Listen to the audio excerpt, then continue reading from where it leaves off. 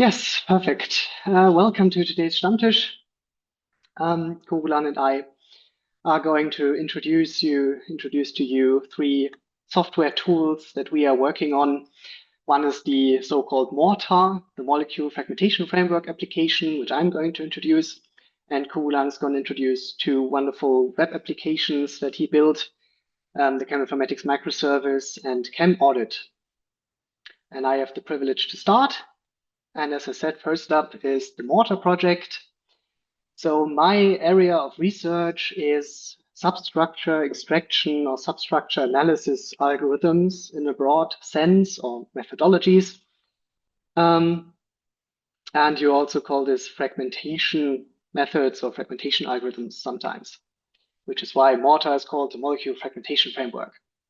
And here we developed over the years these, for example, these three software tools, let's call them that, for the extraction of specific substructures from molecular structures. So for example, with the sugar detection utility, from this plant or almond natural product, prunazine, you can extract the sugar part, the sugar moiety, which is beta-D-glucose in this case, and the so-called A-glycan, the remaining part of the natural product without the sugar. And with the scaffold generator tool, you can extract rings and ring systems, so-called scaffolds or frameworks of molecules, say the core structures of the molecules defined by rings, and also the constituting rings. So here we get the core scaffold of the prunazine and the tetrahydropyran and the benzene ring as the constituting rings of the scaffold. And with the Ertl functional groups finder, which is a tool based on an algorithm developed by Dr. Peter Ertl in 2017, I think, which can extract functional groups from an input molecule structure. And we re-implemented this in the so-called Ertl functional groups finder tool. And here, of course, the nitrile, the acetyl carbon here is extracted, and the 4-hydroxy groups as the functional groups of the prunazine. And with all these tools and methods around, the idea for Mortar was to develop an overarching framework to bind all these together, all these different substructure extraction methodologies, and also, most important, to add a visual component to them, to make the output visual for us to see, is it really doing what it's supposed to do? Also to make it more accessible, so Mortar can be operated without any programming knowledge. This was a major goal here. And to be able to apply these methods to larger databases of compounds and to see the results in bulk, let's say. Yes, and the product is the Mortar application, the molecule fragmentation framework, which is a visual rich client desktop application. So it's completely local, like it always used to be. You get an installer and then you have it on your local computer. If you want to get Mortar, you can follow the link here, which leads you to our website. And here you get the installation instructions for all the different platforms. We ship to Mac, Linux, and Windows, of course. And yeah, this is the wonderful team that developed Mortar. My project partner, let's say here, was Felix Bench, who is now at the Bychain Institute. And it was developed in a cooperation project between our group, Christoph's group, at the University of Jena, and the Westphalian University of Applied Sciences, and their Professor Achim Zelesny. It is completely open source. It is completely free to use. If you want to check out the source code, you can do so on GitHub. And we published this in 2023, and we keep extending it. And before I show you what Mortar can do, how it's operated, I want to introduce some use cases for the software. You can extract A-glycans and sugars, as I've already shown. This is interesting, especially for natural product research, because in natural products, usually the A-glycan, so the sugar-free part of the molecule, is the part that is really bioactive. So it's the part that is really interesting for drug development. And also it can be used for deduplication in a larger data set. If you want to have the A-glycan and you also have the same A-glycan decorated with different sugars, you can do that as a kind of deduplication pre-processing.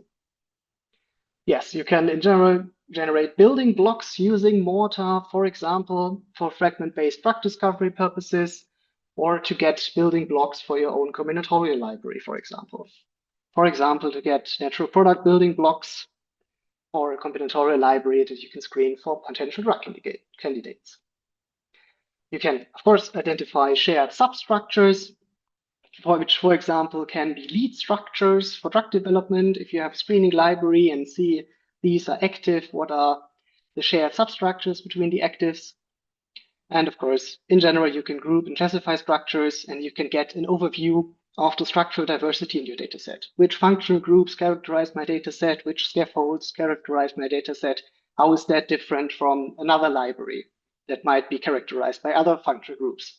For example, we do this comparison often between natural products and drug molecules to get more insights. What can we still learn from natural products that we haven't exploited in drug development yet? Yes, and now a live demo. Since it's a desktop application, you go to your desktop link, you open Mortar. I hope it opens on the right screen. No, of course it doesn't. 1 second. Here it is. So this is the Mortar start screen. And of course, the first thing that you do is you import a molecule dataset. Here I'm going to use the Biofakin dataset, which is a Mexican natural product database with about 600 structures, which can be found in the Coconut Natural Product database that we developed and I think presented 2 or 3 months ago at the Stammtisch. Once you have imported your dataset, you can, of course, have a look at it. This is now organized in pages. So you see the structures, you see the name if supplied, and you can select or deselect the molecules for fragmentation. These are pages, but you can also get an overview and a grid view of your entire data set. The grid sizes can be adjusted down below here. And this is how you get a quicker, broader overview of your data set if you want. You can also enlarge a structure if it's displayed too small here. And if you find one interesting, you can also double click it, go back to the molecules tab and to the specific substructure sorry, that you double clicked. Okay, and then on to the fragmentation. Here you select the algorithm that you want to use. These 3 are already introduced in the slide. Here we have an alternative algorithm for the extraction of sugars, which I'm not going to talk about. Let's first look at the functional group extraction with the Ertl algorithm. And here you do specific settings for the algorithm or for any other algorithm. For example, let's go with only functional groups extracted. Let's not care about the alkyl remnants that remain when the functional group is extracted. We apply these, we start the fragmentation with this button, and then already we have the results. So here we have all the fragments that occur in the dataset, the fragment and one example structure where the fragment is found in, and how often did this fragment appear in the dataset. Here's the absolute occurrence, and here's in how many molecules does it occur. This is one example parent. You can also get an overview of all molecules that have this fragment in this overview. And you can export this data to CSV or to a PDF with also the structures visually displayed. Let's sort it, because I think the most important question is always which function groups or substructures appear very often in my data set. So now we've sorted it for the occurrence in decreasing order. So the most frequent function group that we have here, for example, is a hydroxy group on an aliphatic carbon, followed by the ether, followed by a hydroxy group on an aromatic carbon, and so on. Here also you have the overview functionality sorted in the same way. And a very nice visual feature is also the histogram view, where you can see the occurrence in this nice histogram. And if you hover over the bars, you see the different substructures, which is also the display is highly configurable using these options. This is the so-called fragments tab. So which fragments occur in the dataset?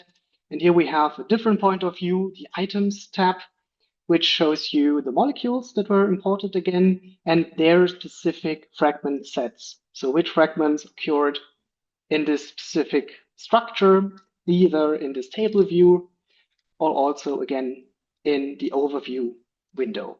And this can also be exported.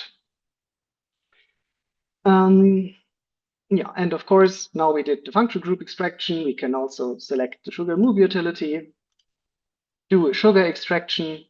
Here, for example, the item stub, we see immediately, yes, it was correctly split into a glycon and sugar, or the two sugars were identified and split, or here the multiple sugars were split, and so on.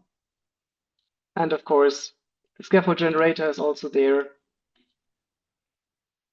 And here we see if we sort benzene, usually the most frequent scaffold, followed by the cyclohexane. And we see here the main scaffold that was extracted was further broken down into the subscaffolds. What you can also do is you can create a pipeline. Let's go back to the default.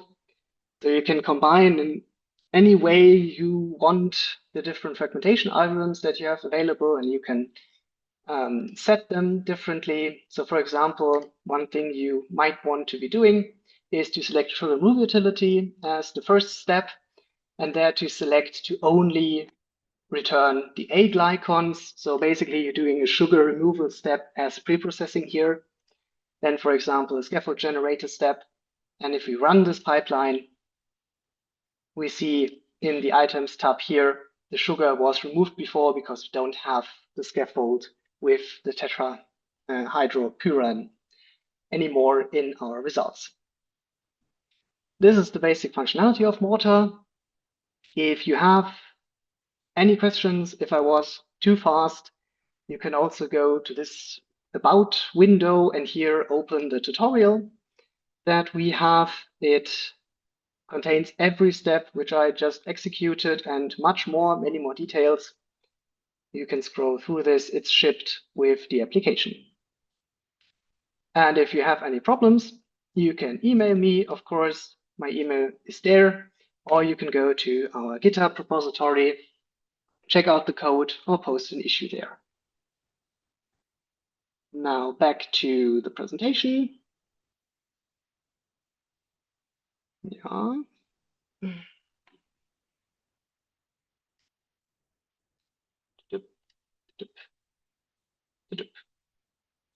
How do I get the presentation back? Now. All right. This was the live demo. And now just a very brief outlook. So of course, we keep adding different fragmentation algorithms, a lot of them already in the pipeline and almost done. But I want to briefly present one major functionality upgrade that we are working on right now, which is a clustering and subset generation functionality. So here you will be able to cluster your input molecules based on which fragments you extracted. So based on their function groups, based on their scaffolds, whatever you selected, also enriched with some molecular descriptors. Then you get the clustering result. So again, an insight about the diversity in your data set. But what you can do in the second step is to pick representative structures from each cluster, and this way create a representative subset of your input data set. So for example, to do a train test split for machine learning purposes. Yes, and then now after this very local, completely offline Mortar application, let's enter the web and over to Kohulan. See my presentation. Yes. Great, wonderful. Yeah, so cheminformatics microservice started as a toy project. Mainly we developed this to help Coconut. So most of our data sets or molecules, what we gather goes through a small microservice we built in-house and later which ended up developed as cheminformatics microservice. So the whole idea is that there are multiple open source cheminformatics toolkits, one written in Java, one written in C, and another in Python. Everything has its own good and bad sides. So how to use them and how to get a unifying layer to access these easily. So there was also another wonderful call from Journal of Cheminformatics. I think Charlie was the editor. He's in the audience as well. So we thought we'll target for this call. We'll develop a API-based application which can help chemists or cheminformaticians to use these tools on a daily basis. So those who are really interested in the architecture, this is built using Python and a fast API layer is sitting on top, which gives a API interface. And we are using React and Tailwind for the front end. The public API server and web server is hosted in Jena, but also we do provide Docker images. So for those who would like to host it in-house. The main applications of cheminformatics microservice includes these 5 major branches. Chem, which does quite a lot of chemistry related analysis, I would say. Convert is mostly for converting between 2 different formats, let's say smiles to Inchi, smiles to 2D coordinates or 3D coordinates, and so on. We also have a depiction layer where you can draw a structure, create 2D depictions, and also visualize them in 3D. And also we do have few tools integrated like Jonas's sugar detection utility and also Surge and so on. So again, it's time for a live demo, which we shouldn't do, but wonderful. So this is the microservice. The home is basically allows you to navigate to see all the features which we have. Probably let's start with the depiction. That's easy to understand as well. Let's say a chemist who knows only the name or a CAS number, they can enter it directly, and then they can do search and visualize. What it does is mainly pings PubChem and tries to fetch that molecule. Here, what you are seeing as a 2D and a 3D is generated using CDK and RDKit. So the 3D coordinates are generated by RDKit and that is displayed here, and the 2D depiction is generated by CDK by default. In order for you to explore more how to deal with 2D depictions, we currently do support Smiles and CX Smiles. You can choose RDKit or CDK. RDKit has certain limitations. CDK has a wide variety of functions which we adapted from CDK depiction. So for example, in this case, you could do CX Smiles based depiction, or you can also create black and white. And let's say I want to show atom numbers, all these things you could do. You can also download them as a zip file. You can choose between SVG and BNG and do that as well. And if you move on to, let's say, 3D coordinate, here you can choose between OpenBabel or RDKit and generate 3D molecules. So the moment you enter a molecule as Smiles, we try to pass this and generate the molecule over the fly. This is processed after you give us the molecule. Let's say some of you are not interested in Smiles, I would like to draw. In that case, we did integrate Catcher. Catcher is an open source chemical structure editor. And you could draw the molecule and then generate the smiles and use the smiles for the later tasks. So once you have the depiction and would like to convert your smiles to a different format, you can choose between all these and then generate the smiles using, again, CDK or RDKit or OpenBabel. You can choose between 3 different toolkits. You can generate 2D coordinates. Let's say you want mol files to be generated. You could do that as well. Similar to that, 3D molecule coordinates also could be done. And if you want to go beyond the depiction or conversion and want to do some analysis like generating stereoisomers, or you have a molecule which you would like to standardize and see how it looks like after standardization, you could do that as well. The standardization is done using the chemical standardization pipeline. And also you can go a bit more and dig up the functional groups. Probably that's not a very good example. Let's say this, and then you want to highlight the functional groups. That also could be done. If you want to do more on a set of molecules, as Jonas already mentioned, you could use Motor, but if you want to have one single molecule and just want to see certain things done, you could use our service. Moreover, we have descriptor generators, and this you can basically switch between two different types. And also you can see how RDKit and CDK are different, like what's the difference it brings. You can compare that as well. You can do NP likeness score, natural product likeness score, and so on and so forth. You can do quite a lot of these things. And also you can compare two different molecules at the same time as well.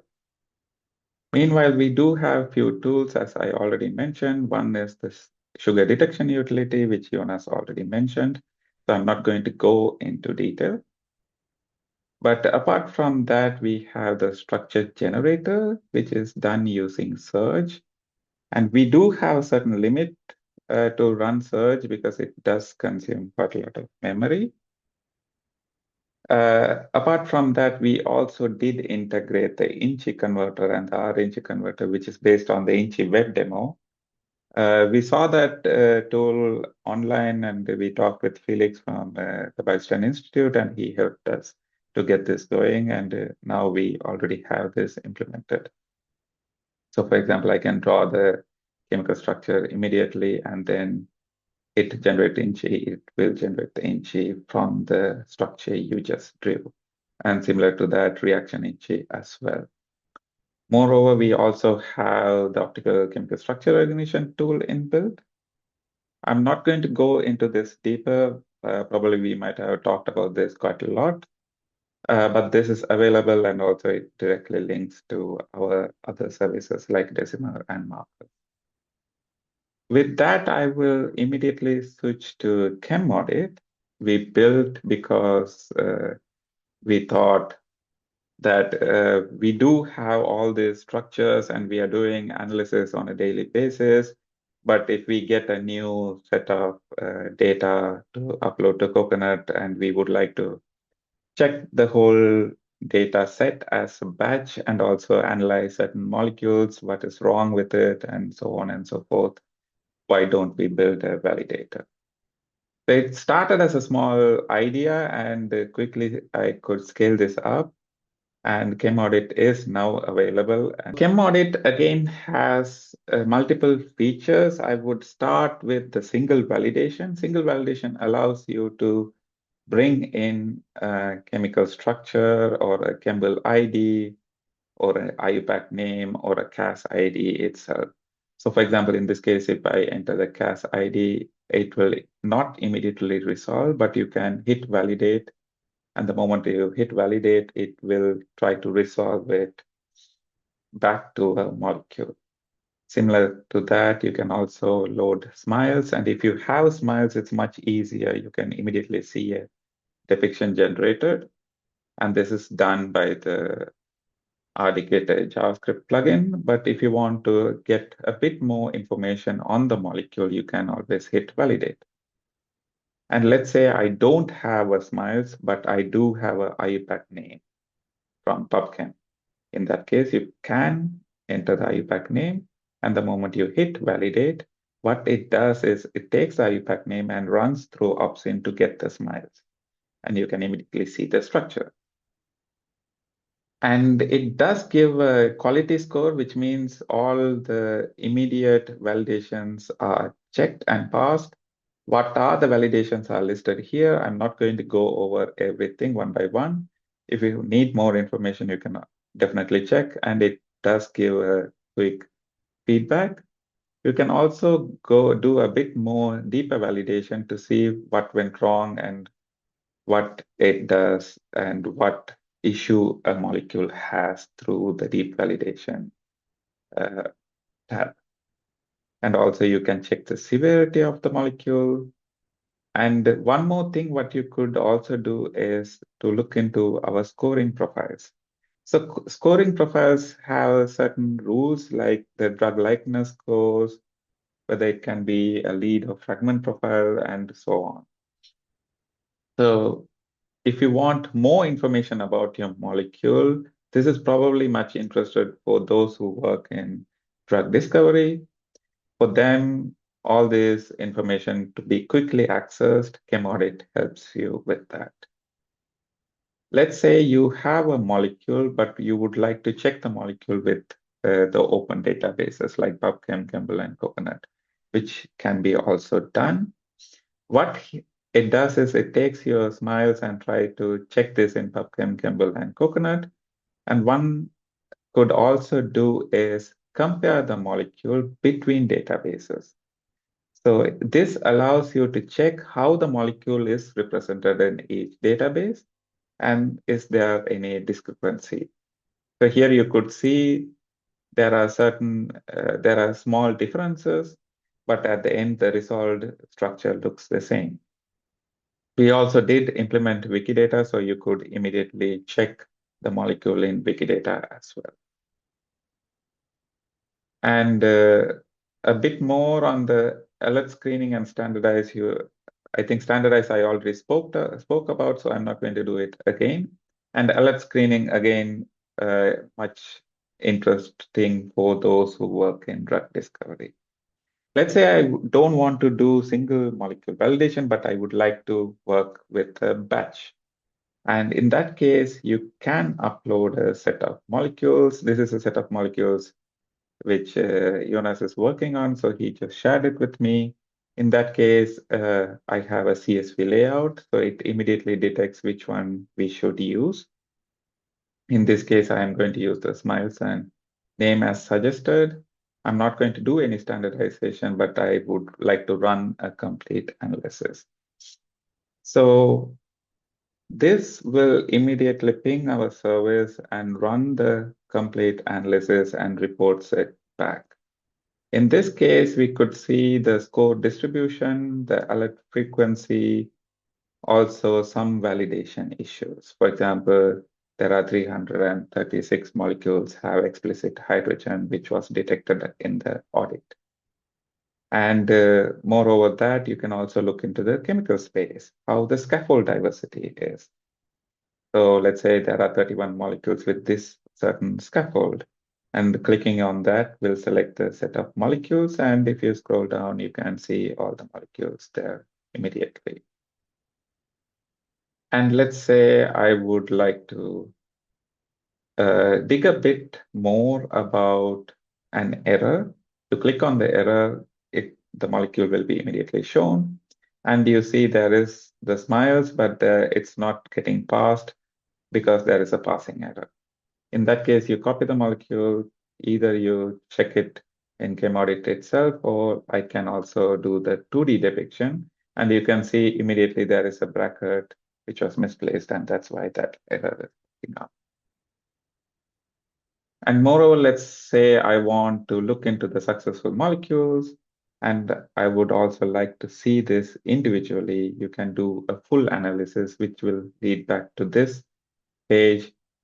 You check what's going on there. And if you're happy about it, leave it as it is or go back to batch.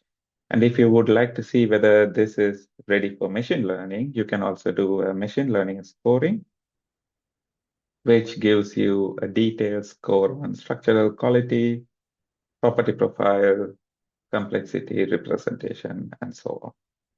With all this information, we are providing a weighted score here, which means it's 82% good to go with machine learning models.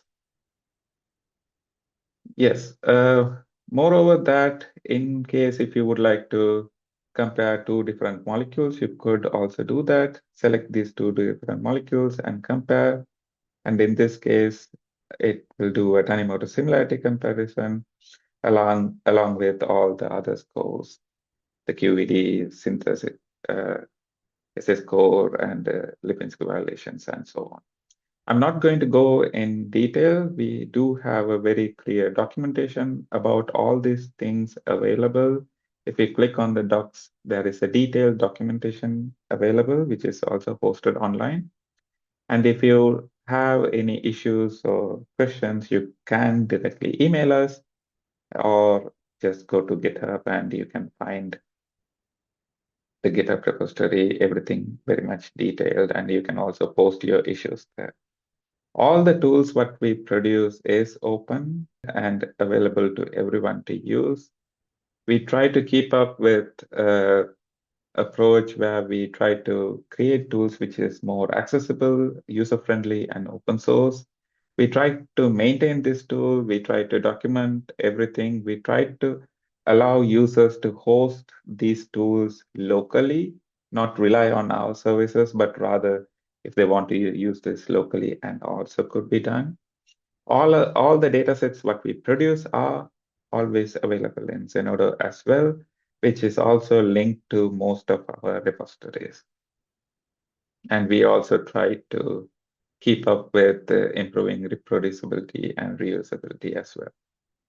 With that, I would like to acknowledge the team here in Vienna and my funding organization, NFDF4Chem, and a special shout out to Google for providing a lot of resources for us to train our deep learning models and analysis. With that, I will end my talk, and me and Jonas are ready for questions.